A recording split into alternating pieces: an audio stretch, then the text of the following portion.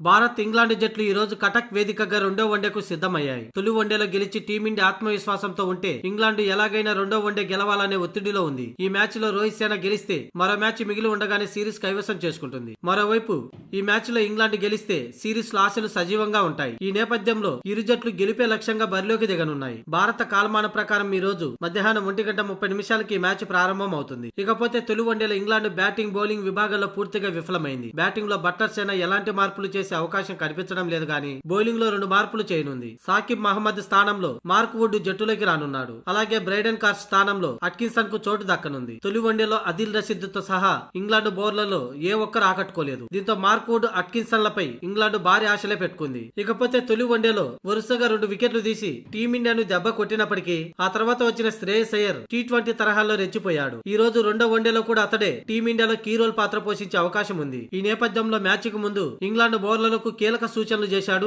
ఆ జట్టు మాజీ ఆటగాడు అలిస్టర్ కుక్. మొదటి వన్డేలో శ్రేయస్ అయ్యర్ బ్యాటింగ్ తీరుతోనే టీమిండియా ఈజీగా గెలిచింది. అతడు అద్భుత స్ట్రైక్ రేట్ తో ఇంగ్లాండ్ బౌలింగ్ లైనప్ ను దెబ్బ కొట్టాడు. ఈ రెండో వన్డేలో అతడి వికెట్ ఆరంభంలోనే తీస్తే ఇంగ్లాండ్ కు విజయ అవకాశాలు ఉంటాయని, అందుకు సరైన ప్రణాళికలతో ఇంగ్లాండ్ బౌలర్లు బరిలోకి దిగాలంటూ అలిస్టర్ కుక్ సూచనలు చేశాడు తమ బౌలర్లకి. అలాగే వికెట్లు తీసేందుకే ప్రణాళికలు రచించాలి. స్కోర్ ను కంట్రోల్ చేసే విధంగా బౌలింగ్ కాకుండా వికెట్ తీసేందుకే ప్రయత్నిస్తే టీమిండియా మిడిల్ ఆర్డర్ ని దెబ్బ కొట్టొచ్చని అలిస్టర్ కుక్ అన్నాడు. అలాగే ఇంగ్లాండ్ బ్యాటర్లు మిడిల్ ఓవర్లలో తడబడకుండా స్కోర్ బోర్డును ముందుకు తీసుకెళ్తేనే ఇంగ్లాండ్ కి ఈ మ్యాచ్ లో విజయం సాధించే అవకాశం ఉంది. లేకుంటే T20 సిరీస్ కోల్పోయినట్టే ఈ వన్డే సిరీస్ కూడా కోల్పోయే ప్రమాదం ఉంది అంటూ ఇంగ్లాండ్ ప్లేయర్లకు హెచ్చరికలు చేశాడు అలిస్టర్ కుక్.